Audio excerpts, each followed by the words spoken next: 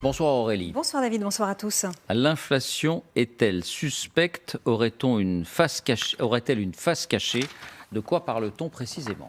Eh bien d'abord, Michel-Édouard Leclerc parle très clairement de ses fournisseurs. Il laisse entendre que si les prix augmentent, c'est parce que les fonds spéculatifs, voire les industriels, alimentent eux-mêmes cette spirale.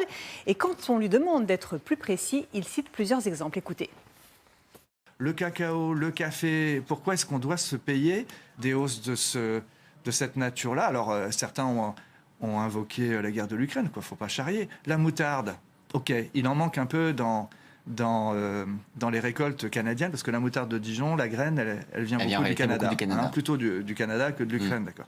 Ok, mettons qu'il en manque 10 ou 15%. Est-ce que ça justifie les pénuries sur le marché, la raréfaction du produit?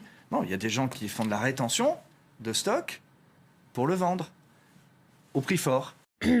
Voilà Michel-Édouard Leclerc qui était sur LCI il y a 2 jours. Il pointe au mieux l'opportunisme, au pire la spéculation pure et simple. Ce point de vue est d'ailleurs partagé par une grande partie de la gauche. Vous allez voir ces tweets pour Boris Vallaud, le président du groupe PS à l'Assemblée. Important qu'un chef d'entreprise le dise, ces hausses de prix ne sont pas tenables. Il faut transparence et action.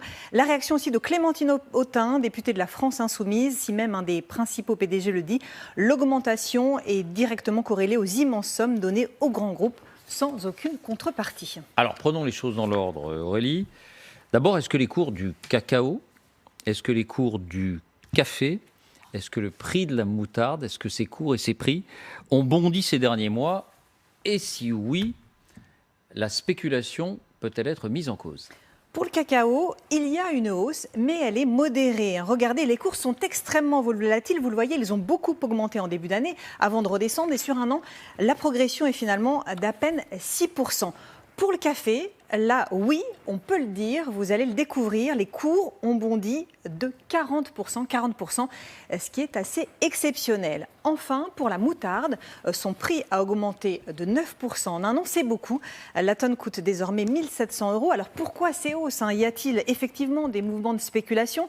On ne peut pas l'exclure, bien sûr, mais ce serait inexact d'en faire la cause principale. Il y a d'autres explications qui ne sont évidemment pas liées à la guerre en Ukraine. Pour le café, la hausse des prix s'explique d'abord par les mauvaises récoltes en Amérique du Sud, notamment pour les grains en provenance du Brésil, où un épisode de gel et de fortes inondations ont détruit 1/3 des récoltes dans certaines régions. Pour le cacao, la hausse des prix a elle aussi une explication. Elle est liée à une entente passée l'an dernier entre les 2 plus gros producteurs du monde, le Ghana et la Côte d'Ivoire. Ces pays se sont mis d'accord pour vendre plus cher le cacao aux Occidentaux et protéger ainsi les revenus de leurs agriculteurs, ce qui a donc fait grimper le prix du chocolat et des barres chocolatées que l'on achète en supermarché. Enfin, pour la moutarde, Michel-Édouard Leclerc l'indiquait, l'explication vient du Canada. Depuis déjà l'an dernier, le premier producteur de graines de moutarde au monde connaît des épisodes de sécheresse intense qui ravagent les récoltes. La production aurait diminué de quasiment 30%. Et petite précision, l'Ukraine et la Russie jouent aussi un rôle car ils sont des producteurs de moutarde. Ils auraient pu faire office de roue de secours, mais avec la guerre, les exportations se sont évidemment effondrées. De quoi accroître la pénurie donc et la hausse des prix. Autrement dit, il y a bien des causes réelles à l'augmentation des prix en dehors de tout mouvement de spéculation. Bon, Michel-Édouard Leclerc dit aussi que les transporteurs profitent d'une certaine manière de la situation pour faire flamber leurs marges, même s'il y a bien une pression.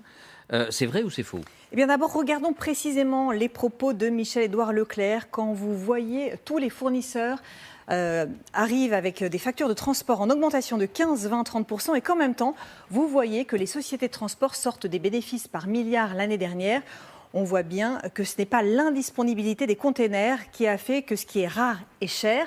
Là-dessus, Michel-Édouard Leclerc a raison. Oui, en 2 ans, le coût du transport maritime s'est envolé. Le prix du container, comme ceux-là, qui s'entassent par milliers sur les cargos, est passé de 1 300 € à 7 000 €. Il a été multiplié par 5,5. Mais oui, visiblement, les transporteurs se sont servis au passage. Depuis la fin de la pandémie, les armateurs réalisent des profits colossaux. À titre d'exemple, les bénéfices du français CMA-CGM, numéro 3 mondial du secteur, ont atteint des sommets historiques au premier trimestre de cette année, avec plus de 7 milliards de dollars engrangés, à tel point que sous la contrainte du gouvernement, l'entreprise française vient de baisser le prix du conteneur d'environ 10%. Sur ce sujet, on peut effectivement s'interroger sur ces méga profits. Merci Aurélie. Voilà ce qu'on peut dire. Vous avez compris, on ne parle pas du gaz, du pétrole, évidemment, que l'augmentation des prix du carburant, elle est liée à la flambée de ces matières premières énergétiques. Là, la guerre en Ukraine est évidemment directement mise en cause. On parle encore une fois de ces denrées qui, a priori, n'ont aucun rapport. François, je me tourne vers vous d'abord. Est-ce que, quand on dit qu'il y aurait une face cachée de la spéculation, sans pouvoir l'exclure, est-ce qu'on peut affirmer que ça n'est pas la cause principale et que oui, il y a des causes bien concrètes? Oui, on peut l'affirmer, ça n'est pas du tout la cause principale. Je dirais même, je suis sidéré de la déclaration de Clémentine Autain qui nous dit si l'un des principaux PDG de la distribution le dit, alors c'est vrai.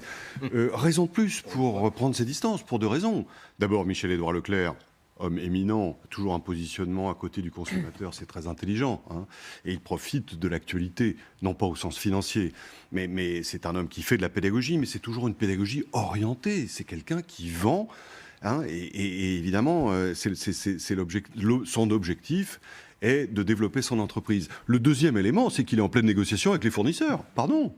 Donc il nous explique que les fournisseurs prennent trop d'argent. Ça fait des dizaines d'années que la distribution dit ça. J'observe que d'ailleurs, quand on regarde le classement des grandes fortunes françaises, la distribution est relativement bien placée. Donc, et tant mieux, hein, c'est des gens qui font bien leur métier, je ne le conteste pas, mais qui ne nous chantent pas la messe. L'argent, il y en a aussi chez les distributeurs. Ça, c'est le premier point. Le deuxième, mais Aurélie l'a très bien dit, il n'y a rien de plus volatile que les cours du café, il n'y a rien de plus volatile que la météo. Là aussi, mais là, ça fait des millénaires. Quand les récoltes sont bonnes, les prix baissent. Quand elles sont mauvaises, les prix montent. Le coût du transport, c'est évident qu'il a fluctué. Et encore, le chiffre donné par Aurélie n'intègre pas les pics. Sur certaines lignes, vous avez des containers à $10 000. Hein, donc, c'est vraiment... Ça, c'est stupéfiant quand même. C'est très cher. On peut imaginer une augmentation, mais la multiplier par 5, par 6. David, là encore, c'est l'offre et la demande. Il y a eu une reprise post-Covid synchrone dans le monde. Tout le monde est reparti en même temps après une dépression très profonde. Ça n'arrive jamais. Normalement, vous avez un continent qui démarre, puis un deuxième, puis un troisième. Et le flambeau passe comme ça autour de la planète. Là, tout le monde s'y est mis en quelques jours, avec de surcroît ce qu'on appelle le revenge buying, c'est-à-dire nous tous, consommateurs, on a voulu rattraper le temps perdu, utiliser l'épargne, etc., faire les achats d'ailleurs qui avaient été différés pour des raisons évidentes de confinement. Donc, mécaniquement, les prix augmentent parce que le nombre de bateaux, pardonnez-moi, on ne peut pas en construire instantanément. Il est fixe. Alors, on pourrait dire, on va créer le tarif public du conteneur Shanghai-Rotterdam. Bon, je ne suis pas sûr que ça marche mieux, parce qu'on oublie toujours que, évidemment, avoir des prix stables, c'est plus confortable, mais la contrepartie de la disponibilité, c'est précisément la fluctuation. N'oublions pas, CMA-CGM fait une année éblouissante, c'était 20 milliards de dollars de profit l'année dernière, c'est 7 milliards, comme Aurélie vient de le rappeler, au premier trimestre seulement cette année. Il y a 3 ans, ils étaient au bord de la faillite, hein, pour les mêmes raisons.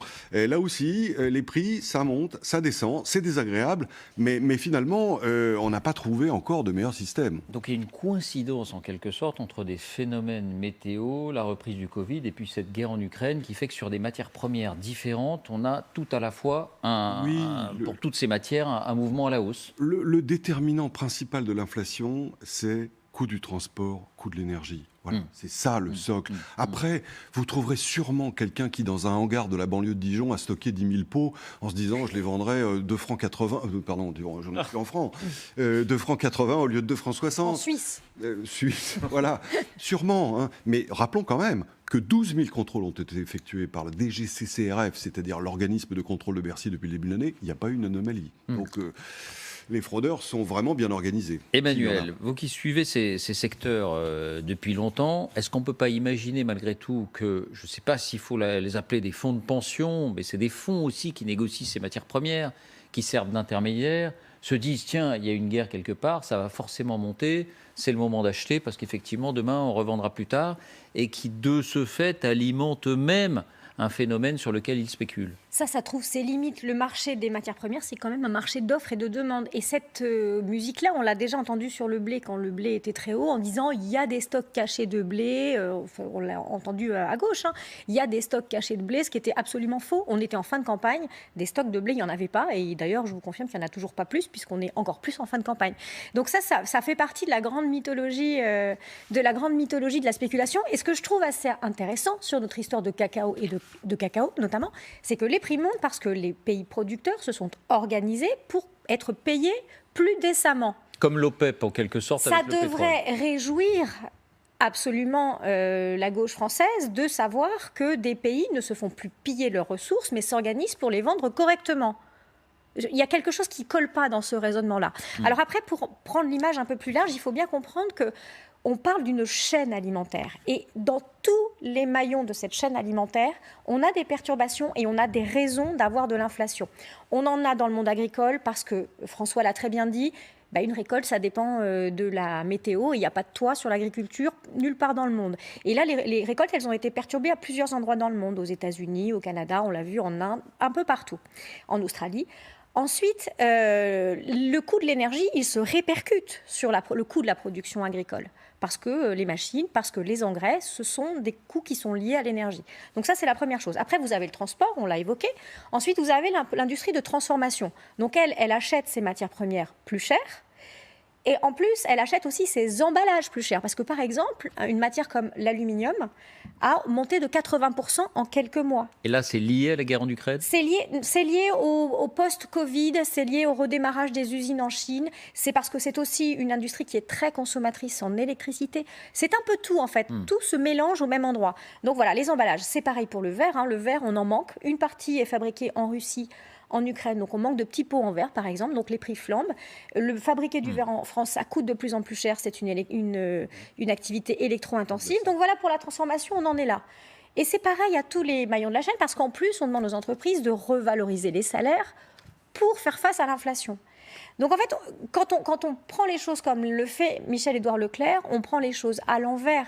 On sait très bien que les marges, par exemple, des PME de l'agroalimentaire, alors je ne parle pas des très grands groupes, je parle de la plus grosse partie de l'agroalimentaire français, 95% des entreprises sont extrêmement basses. Et les marges n'ont pas cessé de se dégrader au cours des 10 dernières années. Donc les marges cachées, elles ne sont pas là en tout cas.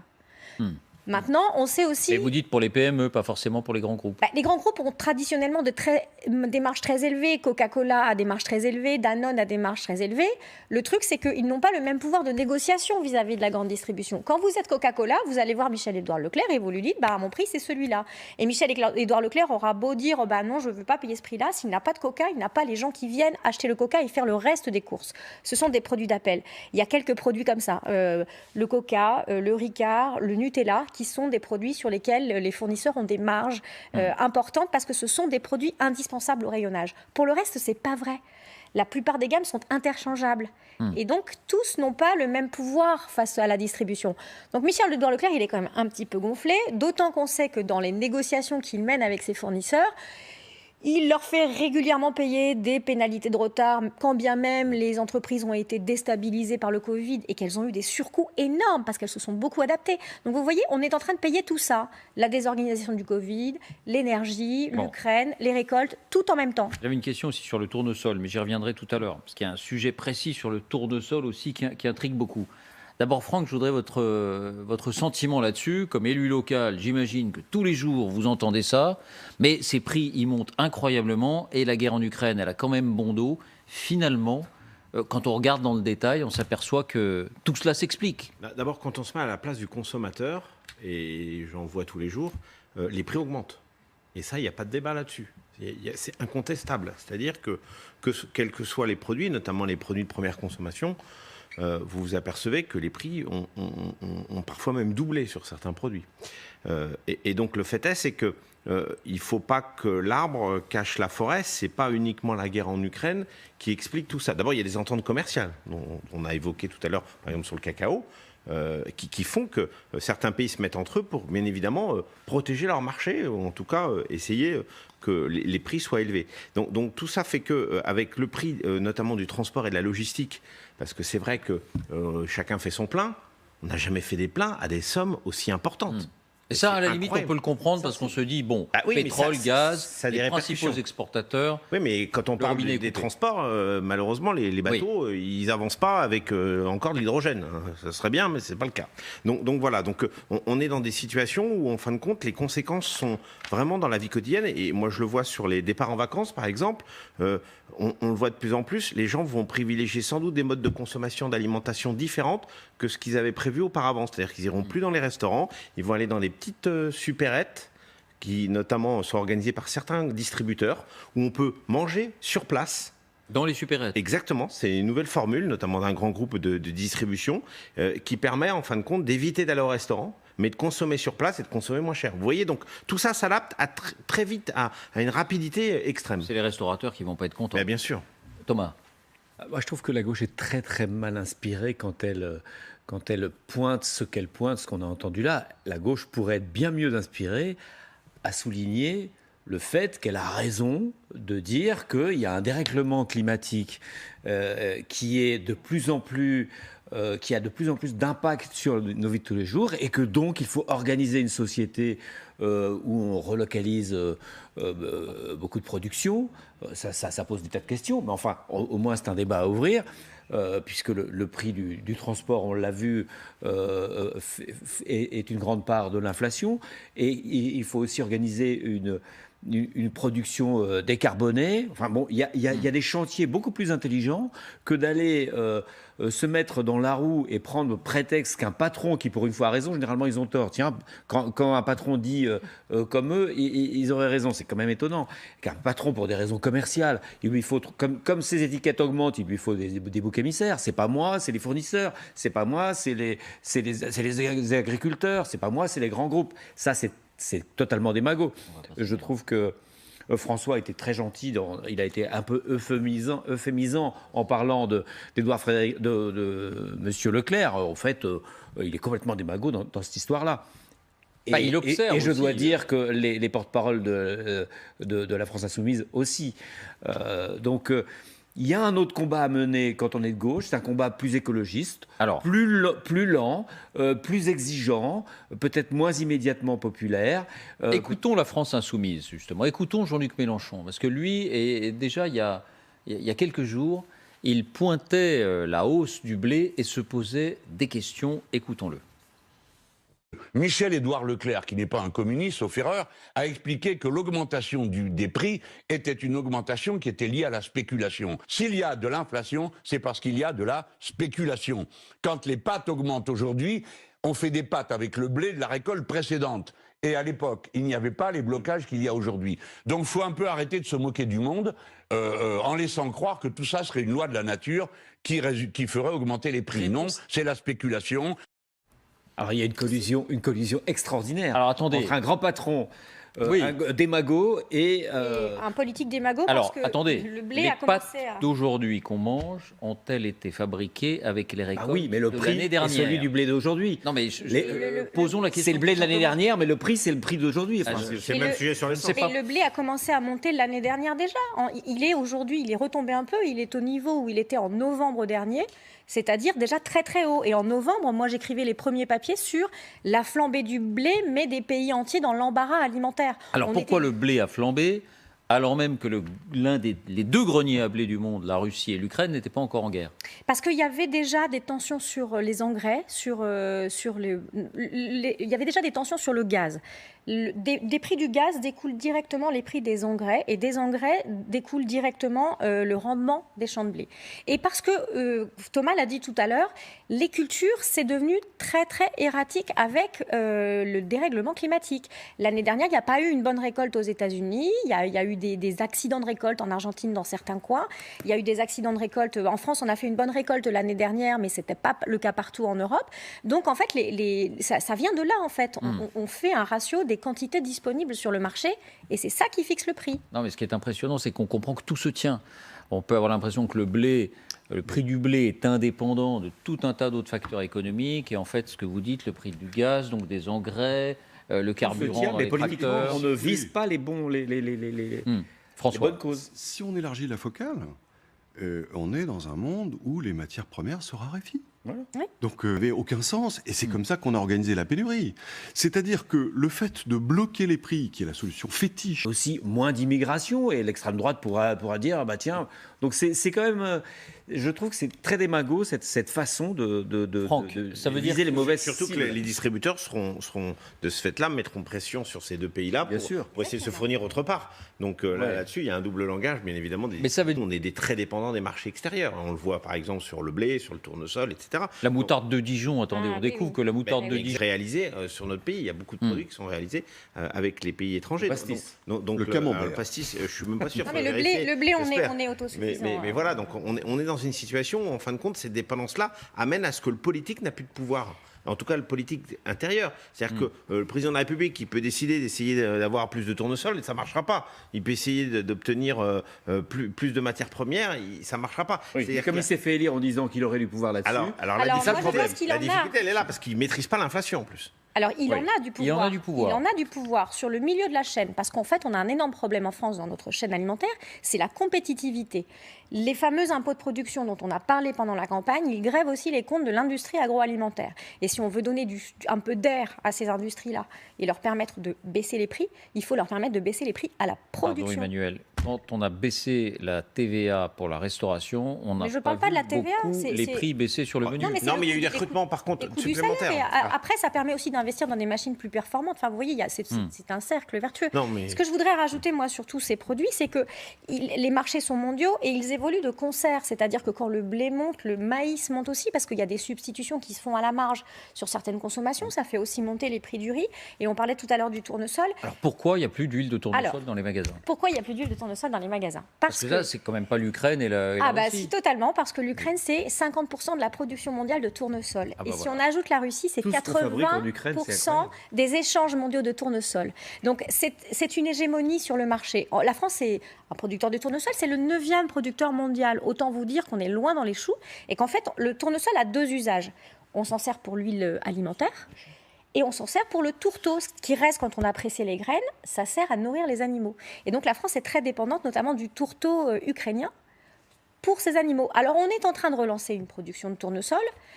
On substitue des huiles françaises qui sont des huiles oléiques plus chères que les huiles linoléiques ukrainiennes, donc ça fait monter les prix. Et on peut le faire, mais il faut inscrire le tournesol dans les rotations. Vous savez, l'agriculture, ça ne se pilote pas comme une Et le Fiat tournesol 500. demande beaucoup d'eau et ça pose d'autres Alors, problèmes. c'est un produit assez peu gourmand par ailleurs en pesticides. C'est un truc assez, voilà, assez peu. Hein. Mais pardon, Emmanuel. il faut le mettre dans les rotations. 4 mois de guerre seulement et déjà une pénurie de tournesol, d'huile de tournesol. Mais il faut bien comprendre que plus rien ne sort d'Ukraine par la mer Noire. Les ports sont minés. Il n'y a plus de circulation. Donc, il reste probablement des graines de tournesol en Ukraine ou de l'huile. Elles ne sont pas victimes de la spéculation. Elles sont victimes de la guerre et du fait qu'elles sont stockées parce qu'il n'y a plus de Panamax qui circulent. Mais le cycle plus, de David, production est aussi rapide que ça. On sort d'un monde où toutes les chaînes de production étaient ultra tendues. C'est-à-dire, il y avait zéro stock nulle part. C'était considéré comme un coût, à la fois parce qu'il fallait acheter la marchandise, puis parce qu'il fallait trouver de l'espace pour la stocker. Et on était d'autant plus légitime à penser comme ça qu'il suffisait d'appuyer sur un bouton pour avoir des tonnes d'huile de tournesol ou des tonnes d'aluminium. Hein. On était dans ce monde, la terre est plate, comme disait l'autre. C'est fini. Et le tournesol, ça se sème en avril-mai. Et De on mémoire en France. Ça veut dire que pour prendre cette décision, il fallait anticiper avant pour avoir les semences et pour avoir la bonne rotation. Donc on ne peut pas le faire, on pourra peut-être le faire l'année prochaine. Et c'est la même chose pour certaines céréales, en fait, ça prend un temps fou. On a beaucoup de Franck. pays en consommation de friture, par exemple. Je pense à l'Espagne, etc., qui sont très touchés par ça, parce que du même coup, ils n'ont plus du tout une consommation classique. Bon, alors, ce qui est passionnant, c'est qu'on parle du tournesol, on part du tournesol ou de la moutarde dans les rayons de supermarché et on comprend la mondialisation. Et vous voulez encore mieux, David ? Allez-y. La montée des huiles de tournesol, ça fait monter toutes les autres huiles. Et ça a un effet collatéral, c'est qu'on consomme plus d'huile de palme. Donc ça veut dire que ça a aussi un effet sur la déforestation en Malaisie. C'est fou. Oui, c'est un Rubik's Cube, cette mondialisation. Voilà, quand on déplace une plaque, tout se déplace en même temps. En tout cas, c'est très intéressant de savoir ce qu'il y a derrière cette inflation. On constate on s'aperçoit qu'il y a effectivement des phénomènes concrets, des phénomènes réels. Comme tous les mardis, c'est l'heure d'accueillir Caroline Fourest. Caroline Fourest nous rejoint, journaliste.